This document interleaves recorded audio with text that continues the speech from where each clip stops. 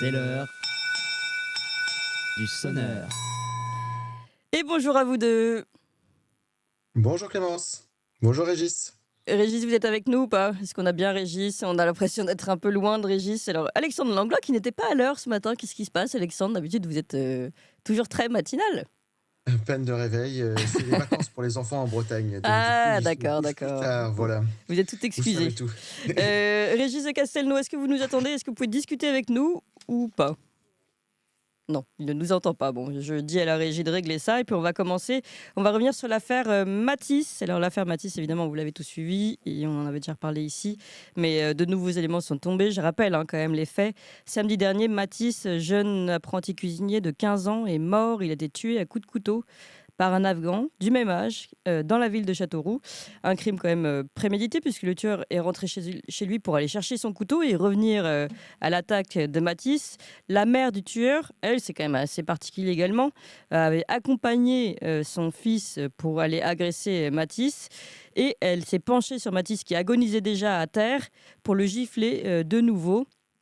Et je rappelle qu'en plus, elle giflait là un enfant qui a le même âge que le sien et qui, à ce moment-là, disait qu'il avait très froid. Vous savez qu'on a froid souvent quand, justement, nos membres nous lâchent, qu'il avait très froid. Et voilà, d'ailleurs, les témoignages des voisines qui sont absolument troublants. Alors, justement, on entend l'avocate de la mère de ce mise en cause dans le meurtre de Matisse qui explique comment la mère du tueur se défend aujourd'hui. Écoutez ça.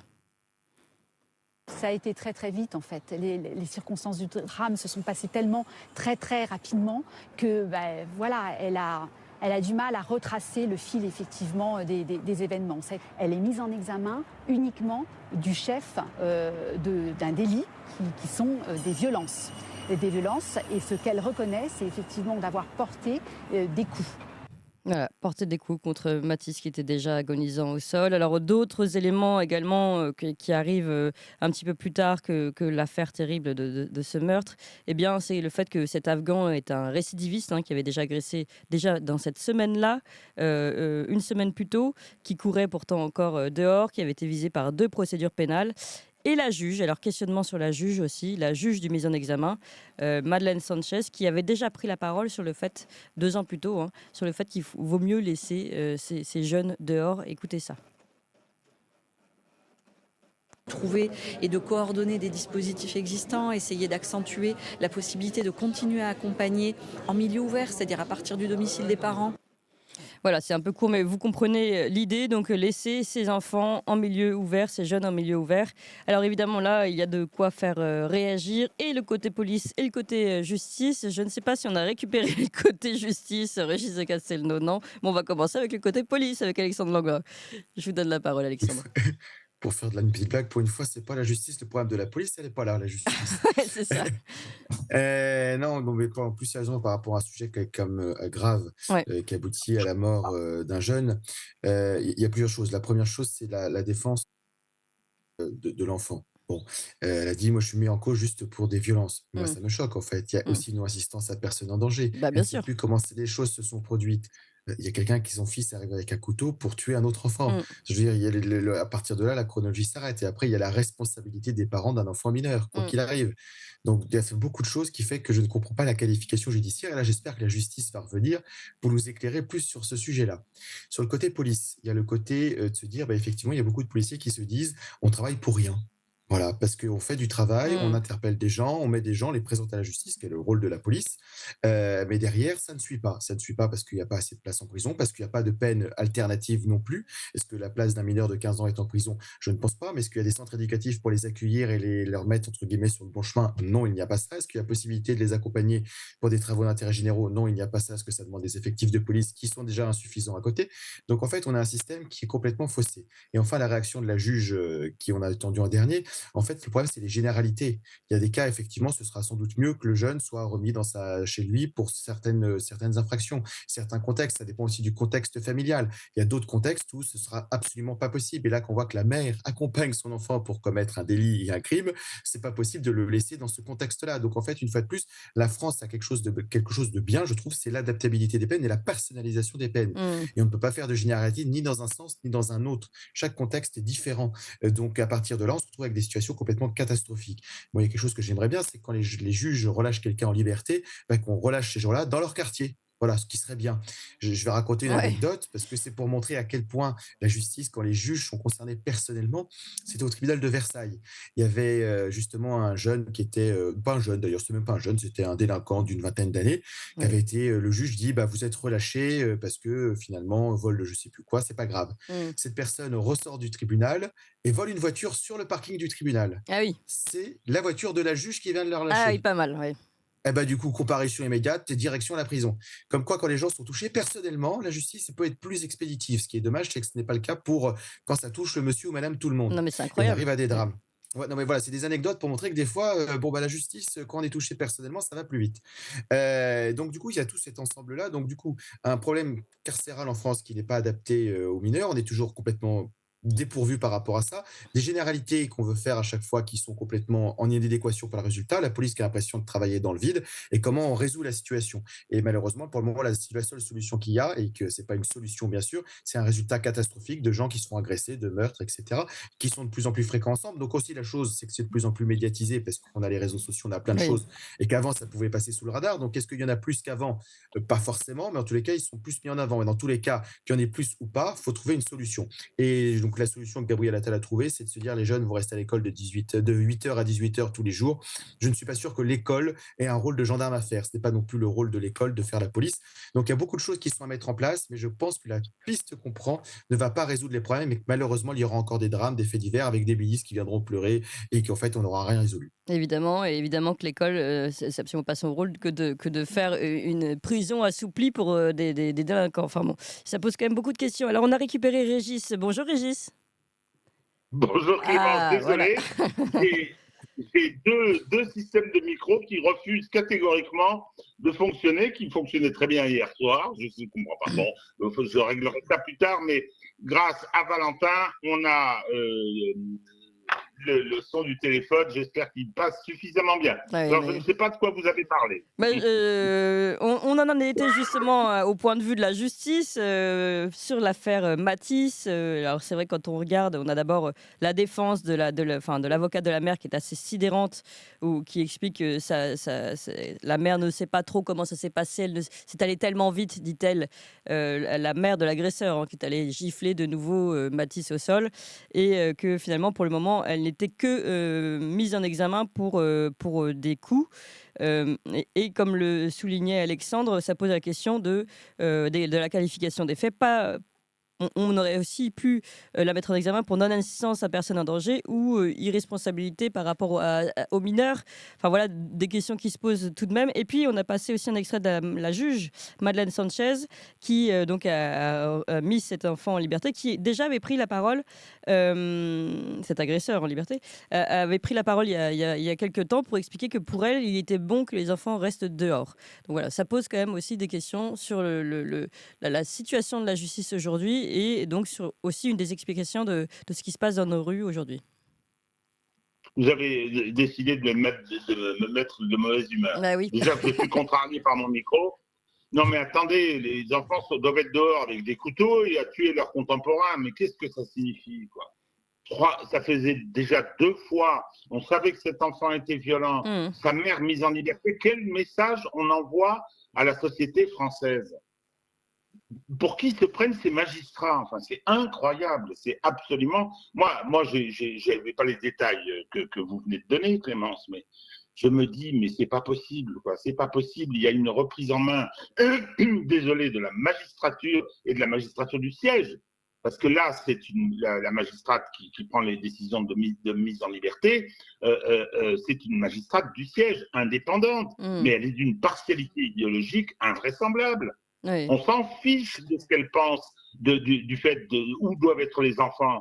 C'est totalement idéologique. Enfin, voyons, elle doit prendre des décisions en fonction des faits qui lui sont soumis, en fonction des règles de la procédure pénale qui s'impose à elle. Mais moi, si vous voulez, il va falloir véritablement mettre les choses sur la table avec cette magistrature. Alors, vous connaissez mon opinion concernant la politique, chez ces gens-là, mais enfin, voyons, c'est complètement idéologique, cette prise de position. C'est une prise de position politique. Mais surtout qu'il y a Et une dire, les responsabilité enfants doivent être derrière. dehors. Bah oui, non, mais Régis, il y a une responsabilité derrière, surtout. C'est que la responsabilité de mineurs qui vont récidiver, comme on le voit ici. En plus, on sait très pertinemment, et là, je pense que Alexandre, vous pouvez mettre de l'eau à mon moulin. On sait pertinemment que souvent, c'est qu'ils ont déjà agressé 2 fois, agresseront 3 fois, s'ils ne sont toujours pas mis entre des barreaux ou mis devant leur faute.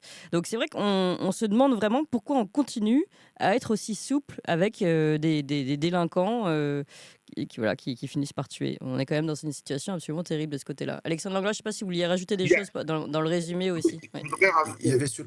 Clément, Vas-y, Régis. rajouter une juste petite chose. Faute de moyens, c'est C'est un, vrai. un critère. Hein, il y a un problème de moyens, et donc on vient parader en parlant d'augmentation du budget de la justice, c'est une plaisanterie. Mm. Et deuxièmement, il y a une politisation du corps, puis c'est tout. Oui, mais C'est mon Oui, opinion. c'était À pour toi, rebondir Alexandre. sur le manque de moyens aussi de la Oui. justice. C'est ce qu'on avait vu à l'époque de Sarkozy et depuis ça n'a fait qu'empirer, où il avait fait des circulaires à l'époque pour interdire de mettre les gens en prison parce qu'il n'y avait plus de place. Oui. Et ce que j'avais vu également à l'époque, c'était donc si donc ça remonte et des choses n'ont fait qu'empirer, un délinquant qui avait agressé un policier, le condamné pour le coup par la justice, et le délinquant était ressorti libre parce qu'il a dit vous mettrez ça sur mon compte, ça fait 6 fois que je suis condamné, mais il n'y a pas de place pour me faire appliquer mes peines, elles sont trop petites pour que je sois prioritaire pour aller en prison. Mm. Donc il était reparti en rigolant. Donc ce qui veut dire que derrière il y a tout un système que même certains magistrats veulent faire leur travail, derrière ils ne peuvent pas appliquer les peines qu'ils ont demandées, et des fois c'est même le politique qui interdit de mettre les gens en prison, c'était sous Sarkozy. Donc depuis ça ne s'est pas forcément amélioré. Ouais, non, mais voilà, mais c'est scandaleux. Je veux dire, après, on fait des grands gestes et des grandes paroles pour promettre que plus jamais ça n'arrivera. Mais en fait, tant qu'on ne règle pas cette situation, que les gens ne comprennent pas qu'ils sont en faute et que donc ils iront en prison pour 10 ans, 20 ans quand ils ont fait des fautes pareilles, eh bien, ça continuera en fait. C'est ça le problème aussi. Et là, d'autres choses aussi, c'est que le système carcéral français ne réhabilite pas les gens, il les punit, donc ça va très bien, mais derrière, en fait, on ressort des Oui. délinquants encore plus puissants. Oui, c'est vrai. Donc il y a aussi à revoir quelque chose. Il y a des pays du Nord où les gens sont enfermés pendant un temps avec un système carcéral qui réhabilite les gens Oui. pour que quand ils ressortent, ils ne soient pas un danger plus grave pour la Oui, société. ils sont déjà en Donc train de aujourd'hui, il y a travailler, ils ont des formations. et c'est en train de travailler. En fait, on leur dit, moi j'aime beaucoup cet exemple, on leur dit pour qu'une prison fonctionne, donc bien sûr en fonction des crimes qui ont été commis, hein, bien évidemment, c'est toujours l'adaptivité et la personnalisation, mais c'est les prisonniers qui blanchissent leur linge, qui font la nourriture, qui cultivent le potager. S'il y en a un qui marche pas, c'est tout le monde qui est pénalisé. Donc ça resociabilise les gens et ça coûte un moindre coût à la société, ce qui est quand même intéressant dans les deux cas. Oui, Voilà. ce que j'allais dire, parce que j'allais dire, oui, mais ça coûte cher toutes ces formations. Mais si en effet c'est pour être finalement plus Non, autonome, c'est très malin. plus autonome, c'est qu'on leur dit voilà, si jamais il y a des blanchisseries qui passent dans les prisons, on leur dit c'est vous qui allez laver votre linge, c'est une équipe qui fait la cuisine, une équipe qui fait le potager, une équipe qui entretient le parc. Voilà, et s'il y en a un qui marche pas, il doit s'en expliquer que c'est co-détenu. Ouais. Et ce qui fait que ça, quand même pas mal, ça réhabilite, ça sociabilise, et puis il y a une responsabilité de groupe. Donc voilà, mais ça, c'est exactement la piste qu'on ne prend pas. Donc en France, on punit, mais on fabrique des criminels finalement plus dangereux à la sortie. Donc... Ouais, c'est vrai que ça pose beaucoup de questions. Allez, on change de sujet, parce qu'il y en a beaucoup des sujets, justement. Allez, je voudrais ajouter une petite chose concernant l'attitude des magistrats. Il y a un côté bravade. Ces magistrats, c'est une forme de petite bourgeoisie qui est enfermée pendant 3 ans à Bordeaux à l'École nationale de la magistrature. Ils considèrent que les couches populaires, c'est la lie de la société, et donc ils les bravent d'une certaine façon. On veut leur montrer que nous, on sait ce qu'il faut faire. Il y a presque une jubilation à heurter ainsi la société. Le matin, ils disent Libération, le mercredi, ou je ne sais pas quel jour, ils disent Télérama, et ils toisent le peuple. C'est insupportable. Oui, alors on continue, mais toujours, ne vous inquiétez pas, on continue de parler de justice, cette fois-ci justice internationale. On retourne sur la scène israélo-palestinienne avec cette éventualité, pour le moment, il me semble en tout cas que rien n'est confirmé, l'éventualité d'une ouverture de poursuite contre Benjamin Netanyahou et d'autres responsables israéliens par la Cour pénale internationale. En tout cas, Le Monde confirme avec ses informateurs bien informés à La Haye, disent-ils, un événement imminent. Et que répond le Premier ministre israélien vendredi 26 avril dans un message qu'il a posté sur les réseaux sociaux? Il dit Israël n'acceptera jamais aucune tentative de la CPI, donc la Cour pénale internationale, de porter atteinte à son droit inhérent à la légitime défense. Alors, je précise d'ailleurs qu'Israël ne fait pas partie de la CPI, d'ailleurs, tout comme les États-Unis. Mais en revanche, les pays européens, eux, en font partie. Et c'est peut-être plus embêtant pour eux si mandat d'arrêt il y a, parce que ça leur demanderait de prendre peut-être un petit peu de recul par rapport à cette scène sur laquelle ils sont relativement bien engagés en soutien à Israël. Alors, donc, beaucoup de questions d'abord autour de cette Cour pénale internationale. Est-ce que ça arrive? Est-ce que c'est déjà arrivé que un pays refuse un mandat d'arrêt? Et puis, ensuite, on posera la question pour les pays européens. Là, je me tourne d'abord vers vous, Régis. Est-ce qu'un pays refuse? Oui, il y en a un. Vous avez cité les États-Unis et Israël qui ne sont pas membres du traité de Rome, ce qui est le traité qui a institué cette cour. La Russie non plus. Or, il y a un mandat d'arrêt qui a été lancé contre Vladimir Poutine. Oui. Alors, bien évidemment, la Russie refuse de l'exécuter, mais ça pose des problèmes. Parce que lorsqu'il y a eu le sommet des BRICS en Afrique du Sud, l'Afrique du Sud est membre de la CPI. Elle avait dit qu'elle ne pouvait pas faire autrement que d'arrêter Vladimir Poutine s'il était venu sur son territoire. Ça s'est arrangé autrement grâce à la visioconférence. Alors, le problème, c'est que la CPI est dans une situation, ça me fait un peu rire, c'est qu'ils sont coincés. C'est une structure totalement soumise à l'Occident. Khan, le procureur, est une créature occidentale, bien évidemment. Le problème, c'est que là, s'ils ne font rien, compte tenu de ce qui se passe en Israël, alors même que la Cour internationale de justice, à ne pas confondre, qui est la juridiction qui dépend de l'ONU, parle de risque de génocide et que le monde entier voit les exactions israéliennes là-bas, eh bien, ne rien faire, ça met en cause totalement la crédibilité de l'institution. Ah, oui. S'ils ne bougent pas là, c'est mort, soyons clairs. Donc, je ne sais pas ce qu'ils vont faire, mais je pense que je ne vois pas comment ils peuvent ne pas lancer ces mandats d'arrêt, ou en tout cas ouvrir les procédures. Alors, ça n'aura pas beaucoup de conséquences directes, sauf que les personnes mises en cause auront du mal ensuite à se déplacer. Ouais. Donc, c'est quand même quelque chose de très important. Et je pense qu'il y a la symbolique, il y a la politique, et que ce serait une mesure qui serait plus qu'utile. Alors bon, naturellement, on mettra le talisman habituel en disant c'est antisémite, ça ne marche plus. Ça ne marche plus. Alors, et intéressant également, on a entendu parler d'une possible aussi, sanction de la part des États-Unis contre la CPI, justement, peut-être pour sanctionner ce qui se passe. Et je rappelle que c'est des choses qui avaient déjà existé. Donald Trump avait déjà sanctionné les membres de la CPI en représailles à leurs enquêtes qui avaient été menées sur les crimes commis en Afghanistan. Donc, on voit que finalement, c'est intéressant. Je ne savais même pas que des pays pouvaient sanctionner des membres d'une cour pénale internationale. Si. Ah ben, alors, les Russes ont mis en examen dans leur procédure à eux des membres de la CPI aussi. Oui. Ils ont lancé des procédures contre eux. Ça, ce sont des procédures judiciaires. Non, les Américains, ils ont mieux. Ils prennent des sanctions personnelles. C'est-à-dire que votre carte de crédit est bloquée tout d'un coup. Vous allez au distributeur parce que les banques appartiennent à ce réseau. C'est comme ça, ça se passe. Et alors, le problème, Donald Trump, il avait pris un décret en plus disant que si un citoyen américain a été pris ou arrêté ou emmené à La Haye, il s'autorisait une intervention militaire aux Pays-Bas pour venir le chercher. Alors, Biden a retiré ce décret, mais il le garde dans un coin au cas où ça se reproduirait. C'est véritablement la foire, quoi. C'est extraordinaire. Oui, ça montre que pas grand monde en fait compte vraiment respecter ce mandat d'arrêt ou en tout cas ces affirmations de la Cour pénale internationale. Alexandre Langlois. Attention, Clémence. Oui.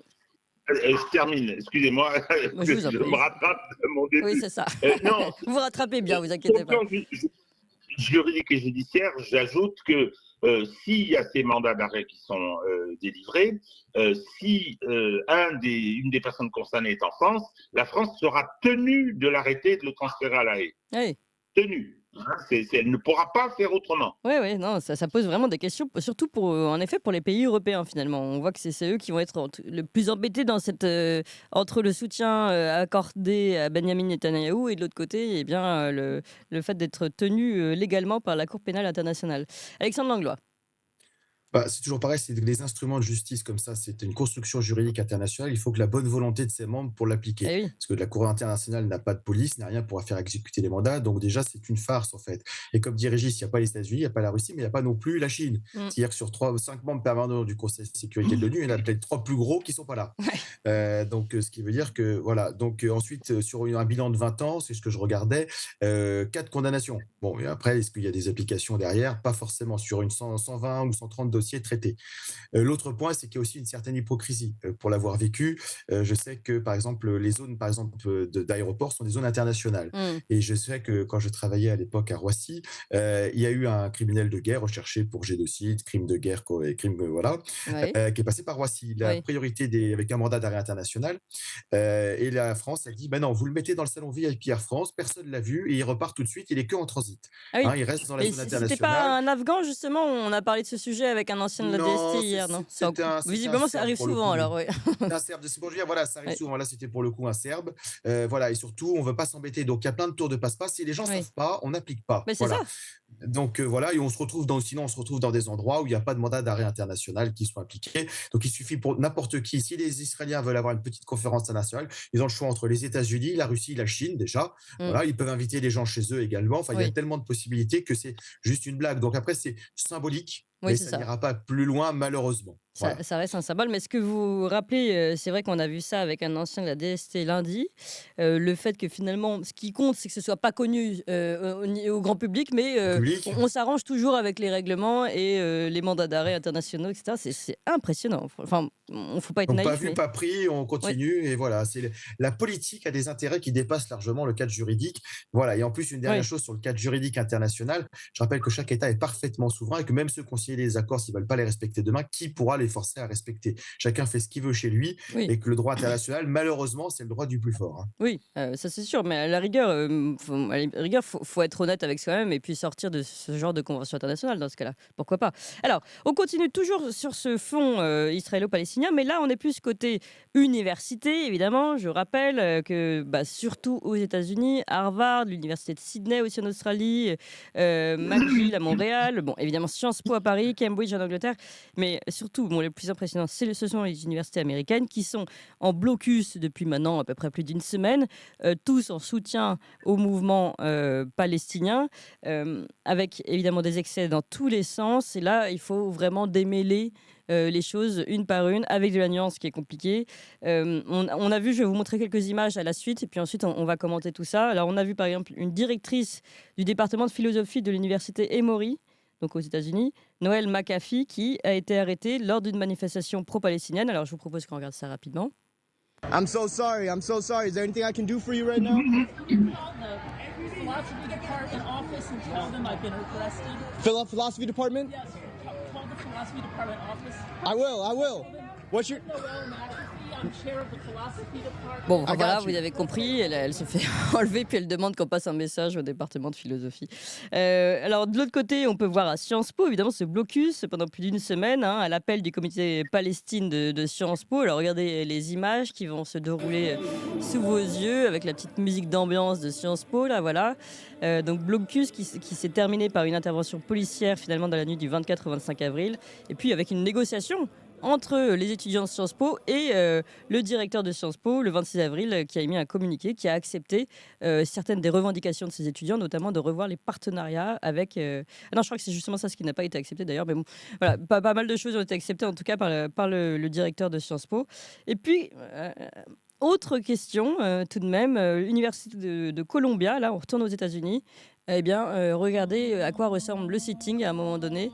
On est vraiment dans autre chose que dans l'université de Columbia connue. Voilà, on va arrêter ici l'image. Donc c'est vrai qu'on a du mal on se dit évidemment liberté d'expression c'est important. On a du mal à justifier l'arrestation de cette directrice du département de philosophie. Après, c'est vrai qu'on ne connaît pas tous les dessous du dossier non plus, mais que des étudiants bloquent Sciences Po pendant une semaine, évidemment, c'est inadmissible. Donc voilà, beaucoup de questions. Et je vous donne la parole à chacun. On va commencer par vous, Alexandre Langlois. Alors, les blocages des universités, ça a toujours existé. Eh oui. Voilà, ça remonte depuis longtemps et même déjà, c'était le sanctuarisé dès le Moyen Âge. C'était un endroit où même le C'est vrai, roi n'avait pas accès, tout à en fait. disant: «C'est le savoir». Donc à partir de là, s'il passe des choses dans les universités, c'est aussi que ça facilite les choses parce que normalement la police n'a pas le droit d'intervenir sauf autorisation expresse de la direction de l'université, Mmh. pour X raisons. Donc du coup, c'est un endroit plus facile pour que des mouvements partent. Mmh. Bon, ensuite, sur le fond du sujet, à chaque fois, les blocages font peur. La dernière fois qu'il y a eu des blocages qui étaient plutôt importants, le gouvernement a toujours peur, il se rappelle toujours dans la tête mai 68. Ah Ils ont oui, toujours ça en ouais. petite musique de fond en se disant comment ça va terminer. Puis il y avait 2001, Après, les derrière, CPE aussi, qui avaient fait très peur. 2001, ils Ouais. n'avaient pas bloqué encore, puis à chaque fois, ils ont rebloqué à chaque Ouais. fois, à différents moments. À chaque fois, ils essayent pour que ça se calme. Le pouvoir a Mmh. peur des étudiants et de Ouais, la oui, jeunesse. ouais. Et c'est pas le gouvernement Macron qui va changer de vision sur la jeunesse. Ensuite, sur le fond, malheureusement, c'est qu'après, il y a toujours des abus. Voilà, Mmh. c'est la difficulté, c'est le juste milieu. C'est-à-dire que la fac puisse s'exprimer, puisse avoir des débats au sein des facs, etc., où il y a avec des politiques qui puissent venir très bien, que une minorité bloque la majorité des gens qui veulent aller à la fac, ça c'est plus compliqué. Que les gens fassent un sitting, mettent des banderoles, très bien, enfin, c'est le rôle de la fac d'être un endroit Mais où on ce discute. sont toujours des minorités, même Association de Sud, c'était des minorités, finalement, Alexandre Oui, mais Lambert, faut le reconnaître. après, ça a engrainé tout le monde. Donc, au Mmh. bout d'un moment, si ça n'engraine pas tout le monde, bon, voilà, on peut lancer le mouvement et Mmh. voilà. Mais puis après, des minorités peuvent également avoir raison. Je veux dire, c'est pas la majorité n'a pas forcément le bon sens avec elle, hein. Oui. On peut voir qu'on a Emmanuel Macron au pouvoir. Donc, d'ailleurs, c'est une minorité qui l'avait élu au passage. Mmh. Mais du coup, donc, on lisse la situation, qu'on fasse les choses correctement. Et là, c'est des fois. Et puis après, il y a les dérives. Et malheureusement, sur un sujet comme la Palestine, Israël, il y a les deux dérives Ouais. possibles qui sont sur vraiment quelque chose de gens qui sont vraiment antisémites pour de vrai, Oui, hein, oui, pas tout des à gens fait. qui sortent la carte antisémite parce qu'on n'a plus le droit de parler, Mais oui, c'est qui est ça. malheureusement tellement dévoyé qu'aujourd'hui les gens n'y croient plus et qu'en fait c'est contre-productif pour les gens réellement victimes d'actes Mmh. d'antisémitisme. Et de l'autre côté, bah, comme il y a aussi un profil religieux avec le Hamas et une Mmh. organisation terroriste qui est derrière la Palestine, Et une enfin, qui instrumentalisation. occupe la Palestine, Oui. une instrumentalisation et des gens qui ont un profil religieux, qui veulent faire du prosélytisme avec quelque chose qui n'est pas forcément compatible avec les valeurs de la République, en tous les cas les valeurs occidentales. Donc en fait, c'est comment on démêle de tout ça Et et oui. à chaque fois, malheureusement, on a des réponses en bloc. C'est blanc ou c'est noir. Mmh. Et la situation est beaucoup plus compliquée, ce qui fait que ça crée des injustices, ça crispe des gens et ça ne fait que radicaliser les gens qui étaient plutôt modérés. Donc quand les gens ne sont pas entendus, ça arrive à des difficultés et on en est dans ce système en fait. Et avec ce système aussi de la position de la France au niveau international qui a voulu importer, une fois de plus, le conflit israélo-palestinien sur son sol avec des gens qui le vivent ici, plutôt que de dire c'est un problème là-bas et qu'on aide à régler là-bas. Et voilà, et par exemple, les réponses au niveau politique, la France a mis beaucoup de temps à dire qu'il y avait un problème quand même Et oui. de la façon dont Israël gérait la riposte. Et la seule réponse a été un petit communiqué avec 3 pays communs et d'envoyer trois vivres. Pendant ce temps-là, on continue de vendre des armes à Israël et des choses comme ça. Donc en fait, il y a ce double discours qui est incompréhensible. Et la place de la France, en fait, n'est plus du tout la même qu'on a pu voir et rayonner à l'époque du général de Gaulle, qui avait dit ce sera 2 États. Et le fait d'aller occuper des États, les territoires palestiniens ne pourra aboutir qu'à du terrorisme. Mmh. Et effectivement, c'est les plus radicaux qui ont pris le débat. Effectivement, le Hamas, on ne peut que les qualifier de terroristes. Effectivement, c'est les éléments les plus radicaux et qui vont avoir de plus en plus de gens par rapport à la réaction israélienne qui se passe derrière. Donc, en fait, pour le moment, on est en train de mettre que des pièces pour engendrer de plus en plus de violence. Donc, voilà. Donc, et ça déborde sur les facs. Et c'est ce qui se passe en ce moment. Donc, on interpelle les gens. Une fois de plus, on limite le débat au dénom en disant parce qu'il y a ça à côté, mais plutôt que de régler le problème de la minorité qui commettent à chaque fois d'un côté ou de l'autre, d'ailleurs, des minorités qui proposent des actes antisémites ou des actes de prosélytisme ou d'apologie du terrorisme, on pénalise tout le monde et ça va radicaliser tout le monde. Donc c'est inadmissible et donc on en est là et cette situation après avec des choses comme Valérie Pécresse qui dit on va couper les subventions, on va Oui. pénaliser tout le monde. Donc ce qui veut dire que derrière en fait pour pareil aussi la punition collective, enfin, je veux dire c'est compliqué. Mais la dernière chose, petite anecdote sur Sciences Po, c'est pas une fac c'est pas une fac justement Oui. par rapport à d'habitude. C'est en général Oui, la bonne l'école de bourgeoisie l'élite. qui est, voilà. Et du coup, ça perturbe souvent les directions d'école parce qu'ils sont démunis face à ça. Ils disent mais qu'est-ce qui se passe? Vous avez tout, vous allez piloter le système demain, vous êtes en train de Ouais. vouloir le mettre en croix. Donc en fait, ils avaient déjà été dépassés une fois sur l'écologie il y a quelques années. Vous avez fait une lettre, les gens d'HEC et tout ça. Et là, une fois de plus, ils sont dépassés parce qu'ils ne comprennent pas que leurs futures élites soient en train de se rebeller contre le système actuel. Alors, juste une chose avant de vous donner la parole, Régis de Castelnau, j'ai le communiqué de Sciences Po sous les yeux et oui, donc dans les revendications qui ont été acceptées par la direction de Sciences Po, il y a bien aussi il y a la tenue d'un town hall, parce que maintenant on ne parle plus français à Sciences Po, donc en présence de la direction. Donc ils vont faire une réunion publique en présence de la direction, ça veut dire ça, on aurait pu le dire en français. L'investigation, en effet, des partenariats de l'école avec les universités et organisations soutenant l'État d'Israël, et puis la cessation immédiate des poursuites disciplinaires envers les étudiants pro-palestiniens. Voilà ce qui a été accepté par la direction pour mettre fin justement à ce blocus. Et une précision, il y en a qui disent des pouces, les amis. Oui, des pouces tout de suite. On veut des pouces tout de suite. Et je vous donne la parole, Régis de Castelnau. Alors, les problèmes dans les facs, Alexandre l'a dit, il y en a toujours eu. Écoutez, on est le 2 mai, le vendredi 3 mai 1968, occupation de la Sorbonne par Cohn-Bendit, à l'époque un peu différent, hein, et c'est le déclenchement des fameux événements de 68. Bon, il y en a toujours eu. Ce qui s'est passé à Sciences Po, c'était pas grand-chose. Je rappelle quand même qu'il y avait eu un débat dans un amphi, et il y a eu une provocation. On est venu dire on empêche les étudiants juifs de rentrer, c'était faux. Donc il y a eu une montée en épingle de ça, parce que c'est un sujet extrêmement inflammable. Et donc, derrière, il y a eu une occupation par 200 personnes. Il devait y avoir 50 étudiants de Sciences Po. La direction a fait ce qu'il fallait, elle a apaisé, puis elle a trouvé des solutions. Le problème, c'est que ça tombe dans un contexte où le conflit a été importé dans notre pays. Il a été importé fatalement, je dirais. On a une communauté juive qui est la plus importante d'Europe, qui est extrêmement influente, et on l'a bien vu au niveau des médias, au niveau du fonctionnement de la justice, comment M. Dupond-Moretti a lancé la guerre contre l'apologie du terrorisme en veillant à ce que M. Meir Habib n'ait aucun souci. Je parle de Meir Habib parce qu'il est exemplaire, hein, mais tout le racisme qu'on a vu s'étaler, les apologies de crimes contre l'humanité ailleurs, on n'a pas bougé. Et on a aussi la première communauté musulmane d'Europe, et là-dessus, bon, bien évidemment, il faut faire attention. Qui est influente aussi, Régis, qui est influente aussi parce qu'elle a désormais le relais de la France Insoumise, notamment. Eh oui, non mais attendez, elle est influente aussi parce qu'il y a un corps électoral, parce qu'il faut faire attention. Il faut faire attention. Moi, pour l'instant, je trouve qu'on s'en tire pas trop mal. Hein, quand on voit toutes les images de ce qui se passe en Israël, c'est abominable. Hein, pour l'instant, ça va, hein, pourvu que ça dure. Et puis, bien évidemment, regardez sur les Jeux Olympiques, on est plaqué au sol. On a très peur de ce qui peut se produire, n'est-ce pas, Alexandre? Donc voilà, ce sont des sujets extrêmement difficiles, avec une particularité. Alors, plusieurs particularités. La première, c'est que la jeunesse, les études d'opinion le montrent, je vais dire 18-30, est pro-palestinienne. Hein, statistiquement, on s'entend. Elle est plutôt pro-palestinienne. Ça, c'est une donnée assez importante. La deuxième, c'est que, alors, ce qui est différent des États-Unis, les États-Unis sont très engagés dans le soutien à Israël. La France, c'est plus nuancé quand même. Hein, c'est plus nuancé. On n'a pas fait grand-chose pour faire cesser, mais on ne s'est pas engagé comme les États-Unis en opposant des vétos à une résolution du Conseil de sécurité sur le cessez-le-feu.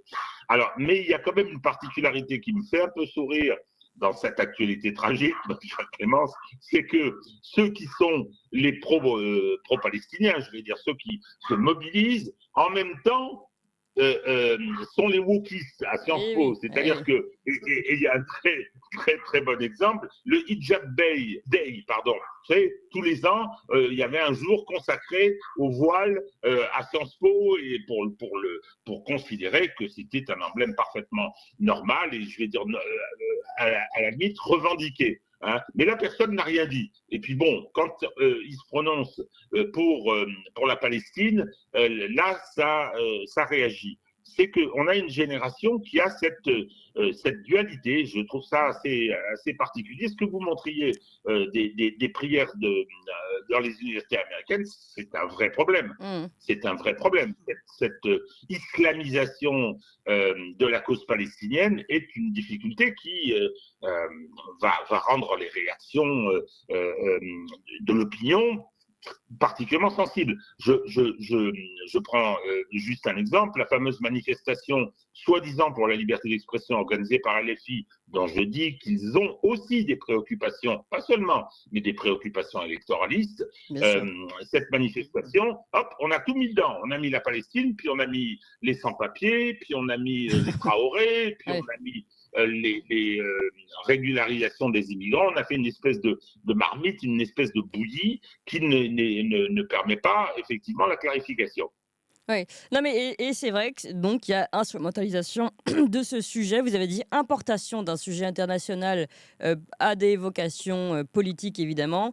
Et je retiens ce que disait Alexandre Langlois. Je crois que vous voulez rajouter quelque chose, Alexandre, mais je pense que c'est fondamental. Moi, j'avais déjà une psychologue, qui m'avait dit la même chose, mais pour ce qui était de la défense féministe, de la cause féministe, en disant c'est le mouvement MeToo a eu à force au départ, pourquoi pas, libérer la parole, mais à force, aujourd'hui, qu'on puisse entendre n'importe qui parler de n'importe quoi, c'est-à-dire juste un garçon m'a regardé et avait l'air d'être impressionné par ma beauté et tout ça, finalement, ça décrédibilise. C'est comme quand, la fameuse légende quand on appelle au loup. Voilà, à force d'appeler au loup tout le temps, ça décrédibilise la véritable cause, la véritable défense et de l'antisémitisme et du féminisme et de tous les autres problèmes. Donc à force d'être noyé dans ce flot de paroles, on perd réellement les véritables combats quand on veut continuer évidemment de mener notamment cette cause antisémite. Alors Alexandre Langlois, vous vouliez rajouter quelque chose? Oui, sur ça, juste on va rebondir sur ça avant de rebondir sur le suite, mais la cause antisémite, effectivement, c'est qu'il y a des gens qui sont victimes d'actes, il y en a qui s'en servent juste comme j'ai dit des choses et je veux pas y répondre, donc c'est ma carte de joker. Alors qu'ils sont victimes d'absolument rien. Ils disent ma qualité fait que j'ai une carte de joker. Et ça, c'est insupportable. Et en plus, pour les victimes d'actes antisémites israéliens, ça doit être insupportable de se dire que les gens décrédibilisent leur cause. Et ensuite, la chose importante, et ça me fait rebondir par rapport à ce que disait Régis, c'est qu'effectivement, on parle de juifs et musulmans. Mais le conflit israélo-palestinien, à la base, c'est pas un conflit religieux, c'est un conflit entre deux peuples. Et en fait, on est en train en France de le transformer en ce qu'on voudrait faire une guerre de religion pour que ce soit bien explosif. Parce que dans une guerre de religion, l'avantage, c'est que chacun a la vérité révélée. Donc à partir de là, il n'y a plus de possibilité de demi-mesure et d'explication. On n'est plus dans le raisonnement humain politique local.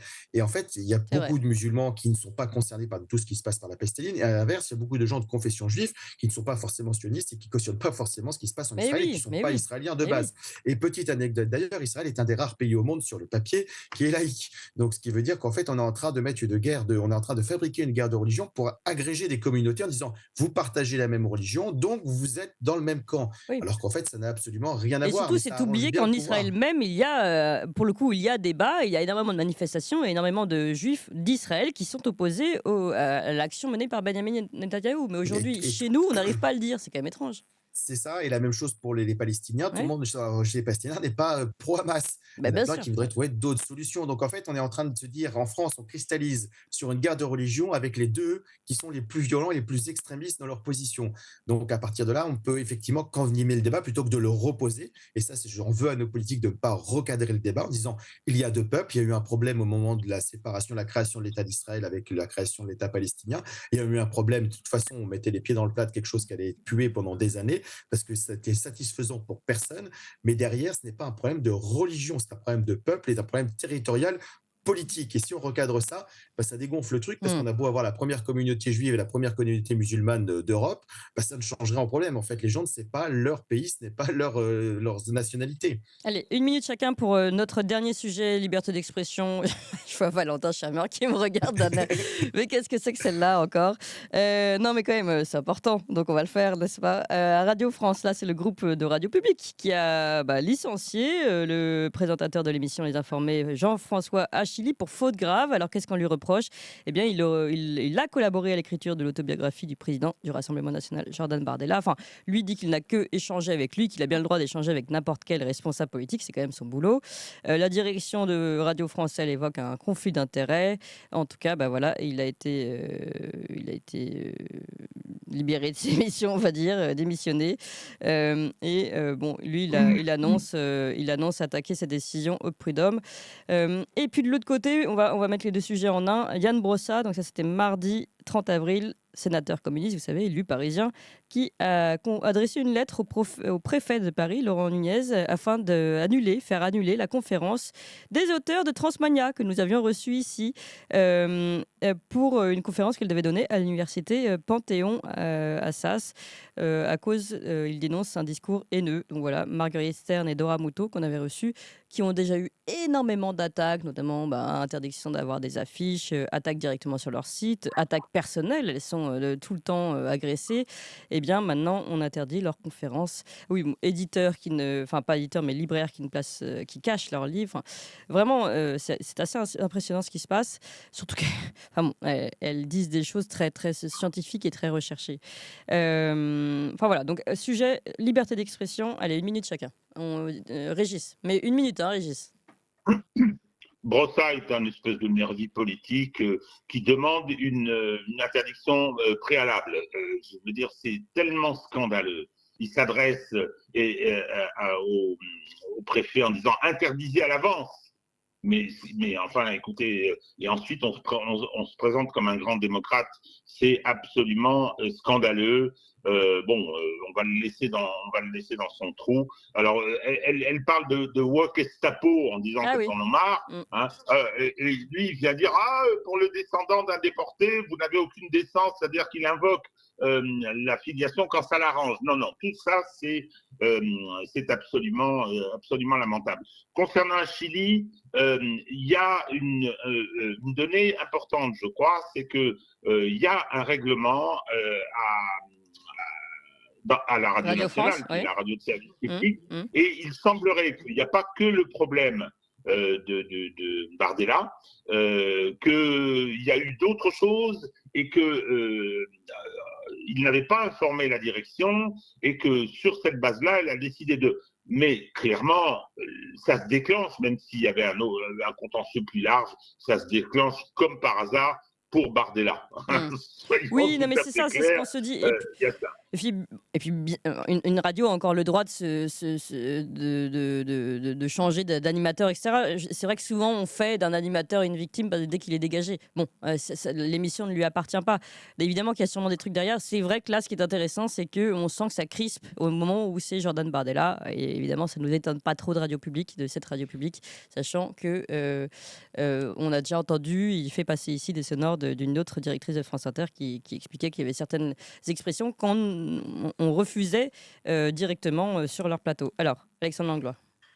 Alors, pour Yann Brossat, du coup, ce qui est rigolo, c'est que c'est un lâche, finalement. Hein. Si jamais il voulait vraiment débattre sur le sujet, qu'il aille à la conférence et qu'il aille débattre et qu'il aille donner son avis, ce qui serait quand même plus grand que d'aller vouloir censurer en avant. Surtout que derrière, après, on dit les filles est censurée. Donc, en fait, chacun, c'est ce qu'on disait la semaine dernière, chacun censure l'autre, il est content, mais quand c'est lui qui est censuré, il n'est pas content. Donc, le vrai pouvoir démocratique, ce serait d'aller défendre ses idées dans ses conférences et de débattre. Ce serait intéressant. Mais là, ce n'est pas ce cas-là. Là, il refuse le débat, il demande la censure. Donc, moi, je trouve ça contre-productif et d'une fois de plus dangereux pour la liberté d'expression qu'il se gausse de défendre. Sur le deuxième sujet, effectivement, quand on est sur une radio publique, il y a sûrement des règlements intérieurs comme chaque employeur peut le faire. Après que ça se déclenche sur Bardella, c'est assez amusant. Mais après, il y a aussi l'autre chose, c'est peut-être que comme c'est Bardella, ça permet aussi à cet animateur de se défendre et d'en faire quelque chose qui fait le buzz pour se défendre de toutes les autres dossiers qu'il est mis en cause. Je veux dire, si on lui dit vous avez fait tel dossier avec telle personne, tout le monde s'en fiche parce que c'est un illustre inconnu. Là, il sait qu'il va avoir une pression médiatique pour pouvoir le garder ou avoir des indemnités à son licenciement. Donc, on ne saura pas le fond. La vraie question, c'est derrière. Est-ce que s'il y a d'autres animateurs de Radio France et de la radio publique qui collaborent ou qui sont ça, qu'est-ce qu'il sera et qu'est-ce qui va se passer? C'est surtout ça qu'il faut être vigilant parce que c'est le côté juste et impartial. C'est pas parce que l'un l'a fait qu'il faut très bien, c'est interdit, il est pris la main dans le sac, très bien. Mais est-ce qu'il y en a d'autres qui le font? Est-ce qu'on a des connivences avec certains où c'est autorisé et pas d'autres? C'est la grande question. Je n'ai pas la réponse, mais ce serait intéressant que des gens se penchent sur le sujet. Bravo, vous avez tenu votre timing. Bravo à tous les deux parce que moi, non. Alors, merci beaucoup encore Alexandre Langlois. Essayer la démocratie au bal masqué de la Macronie, édition Telma. Régis, toujours d'actualité évidemment, une justice politique aux éditions L'Artilleur. Merci à vous.